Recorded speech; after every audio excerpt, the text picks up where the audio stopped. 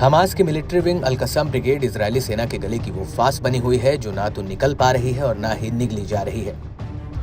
लड़ाकों की फौज लगातार इजरायली सेना पर घात लगाकर ताबड़तोड़ हमले को अंजाम दे रही है। एक बार फिर ब्रिगेड के लड़ाके उत्तरी गाजा में इजरायली सेना पर कहर बनकर टूटे हैं। समूह ने बताया कि जबालिया रिफ्यूजी कैंप में इजरायली सेना के वाहन को उड़ाया गया है। इससे उसके परखच्चे उड़ गए। लड़ाकों ने शवाज विस्फोटक उपकरण का इस्तेमाल कर बड़ी चोट पहुंचाई। इस दौरान बड़ी संख्या में इजरायली जवानों की जान चली गई। ब्रिगेड ने यासीन 105 और टेंडेम रॉकेट प्रोपेल्ड ग्रेनेड के साथ 2 इजरायली कार्मिक वाहकों पर हमला बोला। साथ ही पूर्वी जबालिया में एक इजरायली D9 बुलडोजर को विस्फोटक उपकरण से निशाना बनाया गया।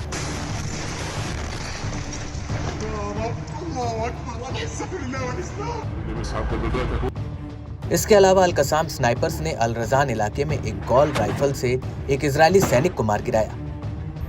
वहीं अल-कुद्स ब्रिगेड ने बताया कि उसके लड़ाकों ने जबालिया के पूर्व में सिविल एडमिनिस्ट्रेशन बिल्डिंग के पास एक इजरायली सैनिक को भी निशाना बनाया। इसी इलाके में लड़ाकों ने RPG के साथ एक इजरायली D9 बुलडोजर को भी निशाना बनाया। कसासिब में मोर्टार राउंड के साथ इजरायली बलों और वाहनों पर गोलीबारी की गई। अल-कुद्स ब्रिगेड ने पूर्वोत्तर जबालिया में एक इजरायली सैन्य वाहन के खिलाफ थाकिब विस्फोटक से तगड़ा ब्लास्ट भी किया। एक अलग ऑपरेशन में लड़ाकों ने उत्तरी गाजा में बेत लाहिया स्ट्रीट पर पहले से लगाए गए थाकिब विस्फोटकों से एक और इजरायली वाहन को निशाना बनाया। इस दौरान इजरायली सैनिकों के साथ तीखी झड़पें भी हुई। अल-कुद्स के लड़ाकों ने निट्ज़ेरिम जंक्शन के पास एक इजरायली कमांड और कंट्रोल सेंटर पर 107 मिलीमीटर रॉकेट भी दागा।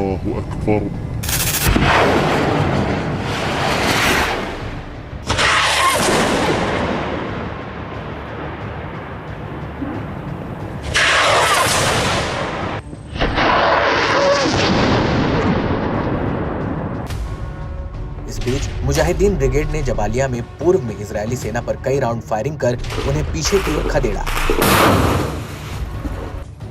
गाजा में हमास के लड़ाकों के साथ जारी संग्राम में इजरायली बलों ने उत्तरी गाजा के बेत लाहिया में एक अधिकारी और 2 सैनिकों के मारे जाने की पुष्टि की। IDF ने कहा कि इन हताहतों में 196 बटालियन के टैंक कमांडरों के कैप्टन और प्लाटून लीडर के साथ उसी यूनिट के 2 सर्जेंट भी शामिल हैं। अमेरिकी अखबार द न्यूयॉर्क टाइम्स ने माना है कि हमास की रणनीति उन्हें हराना मुश्किल भरा बनाती है। अल-कस्साम ब्रिगेड में अभी भी इजरायली सेना को एक अजेय युद्ध में उलझाने की ताकत है। इजरायल ने हमास के मिलिट्री विंग के साथ साथ गाजा के अधिकांश हिस्से को तबाह कर दिया, मगर समूह के छोटे पैमाने पर हिट एंड रन की रणनीति अभी भी उत्तरी हिस्से में खतरा पैदा करती है।